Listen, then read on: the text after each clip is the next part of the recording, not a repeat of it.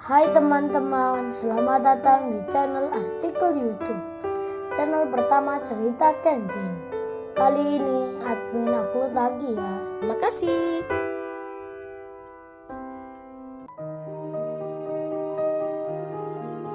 Kisah pemuda kaya, anak bos besar, pemilik 73 perusahaan, yang menjadi cleaning service. Episode 177. Malam yang bertabur bintang, nampak indah dipandang. Sama halnya saat sekarang, seseorang yang merayakan pesta pernikahannya, mengundang banyak orang untuk datang ke acaranya, termasuk Kini, yang dalam perjalanan, Kenshin dan Kaori, yang menuju ke tempatnya.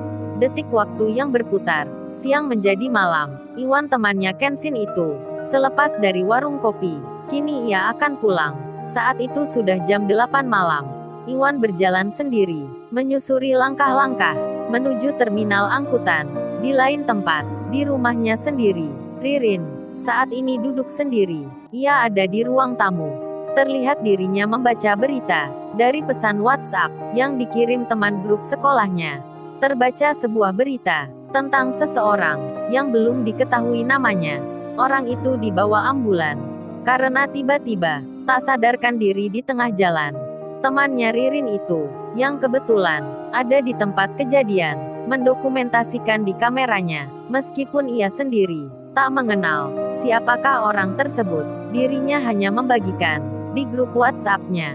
Dikarenakan sudah biasa, menerima banyak berita, Ririn yang membaca itu, nampak biasa saja. Kemudian ia beralih, melihat sebuah pesan, yang datangnya dari Kenshin. Kenshin itu menulis, "Makasih banyak ya Rin, udah membantu perusahaan, sampai tingkatnya naik." "Oh iya Rin, aku tadi lagi kerja, maaf ya." Teleponnya jadi terputus. Pesan itu dikirim Kenshin sewaktu dirinya masih ada di rumahnya Kaori. Lalu Ririn itu pun hendak membalas pesannya Kenshin. Ia ingin mengutarakan hal lain. Namun, sebelum dirinya mengetik, tiba-tiba ibunya memanggil. Ririn pun segera menghampiri. Pesan balasan itu pun tak jadi dilakukan. Kenshin, yang kini sedang mengemudi, di dalam perjalanan itu, ia ditanya Kaori, yang duduk di sampingnya. Kaori itu berkata, Kenshin, aku boleh tanya gak nih ya?" Kenshin menjawab, "Ya boleh aja, emangnya kamu mau tanya apa?" Kaori lalu bicara, melanjutkan maksudnya. "Tapi sebelum aku bertanya, kamu janji dulu ya, jangan marah, jangan tertawa pula." Mendengar syarat itu, Kenshin segera menyahut, "Iya, aku janji." "Emangnya apa sih itu?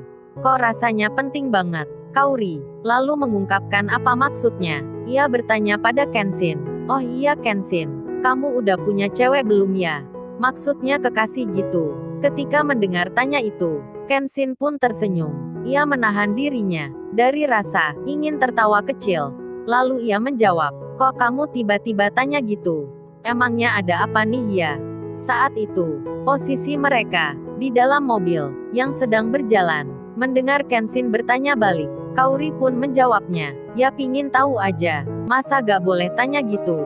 Kenshin pun langsung menyahut, "Gak boleh, itu kan privasi aku." Sambil tersenyum, Kenshin itu berucap. Kaori pun menyahutnya, "Jahat banget nih kamu ya, masa ditanya gitu aja, kagak mau dijawab." Kenshin lalu membalas, "Masalahnya, tanya kamu itu loh, mirip anak sekolah gitu, yang biasanya mereka bertanya pada temannya, kamu sudah punya pacar belum? Cewek kamu anak mana? Kelas apa? Kenalin aku dong." Kan seperti itu. Masa nih aku harus jawab pertanyaan itu?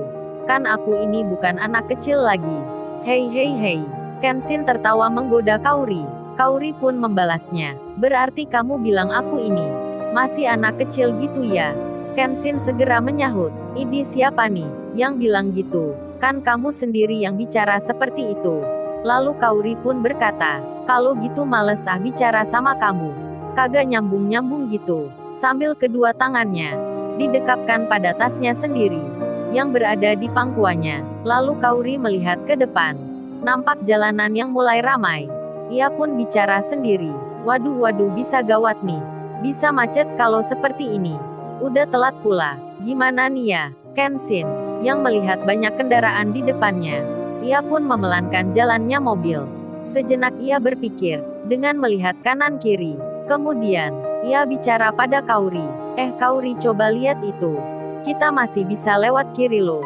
Belok situ aja ya. Kauri melihatnya, lalu ia menjawab, iya belok situ aja nih. Daripada kena macet, entar malah kemalaman.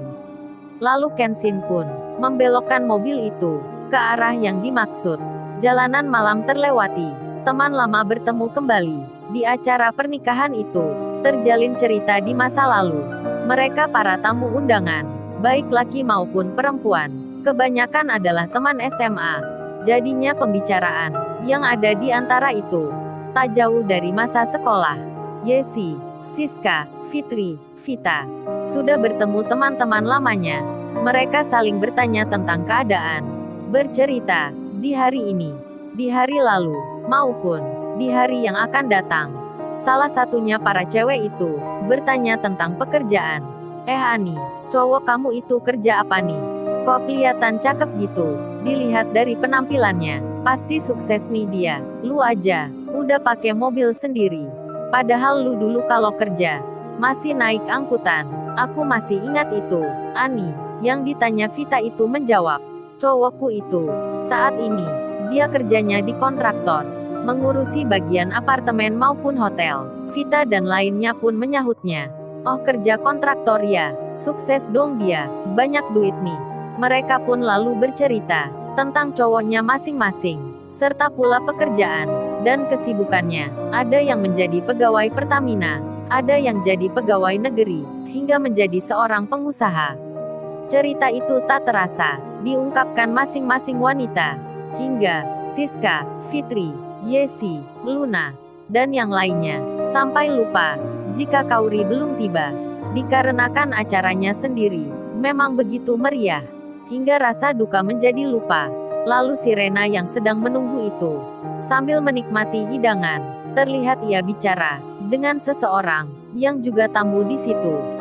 Waktu yang beranjak, malam yang kian gelap, Iwan pun sudah ada di tempat kos lamanya. Sejenak dirinya membayangkan tentang temannya yang kini ada di pesta pernikahan. Iwan itu menyangka bahwasannya Kenshin sudah tiba di tempat yang dimaksud. Namun, hal yang lain nampak berbeda dari yang dipikirkan Iwan. Mobil yang dinaiki Kenshin yang bersama Kauri itu, setelah melewati belokan untuk menghindari kemacetan, malah kini salah satu rodanya yang di bagian belakang mengalami masalah. Roda itu terlihat terkena benda tajam, hingga jalannya pun jadi tak seimbang. Kenshin pun berhenti. Ia turun untuk memeriksa. Setelah dilihat yang terjadi, Kenshin bicara pada Kauri. Kauri, sementara kita cari tukang tambal dulu ya. Soalnya aku rasa ini, angin di roda ini, gak akan bertahan lama, gak bisa jalan jauh. Kauri pun mengerti. Ia pun mengiyakan. Lalu dicarilah tempat, seperti apa yang dimaksud. Tak lama kemudian, dilihatnya di pinggir jalan, yang terbaca tulisan, di sini menerima servis roda 4. Mobil Kenshin pun menepi, berhenti ada di depannya. Lalu keduanya keluar. Setelah menunjukkan masalahnya, pemilik servis itu pun bekerja, dikarenakan kerusakan yang dilihat rada parah. Roda itu pun harus dilepas untuk diperbaiki bagian dalamnya. Waktunya pun agak lama, sekitar 25 menit. Kenshin pun mengerti. Ia pun menjelaskan ke Kauri. Kemudian, Kenshin itu bicara, Kauri, sambil menunggu mobil, kita ke warung kopi gimana? Kauri pun melihat ke arah Kenshin. Dengan segera, ia mengiyakan ajakannya. Lalu mereka pun berjalan menuju lokasi yang tak jauh dari tempat itu. Inilah pertama kalinya Kauri masuk warung kopi yang ada di pinggir jalan. Saat itu tempatnya rada sepi. Kursi-kursi belum ada yang terisi.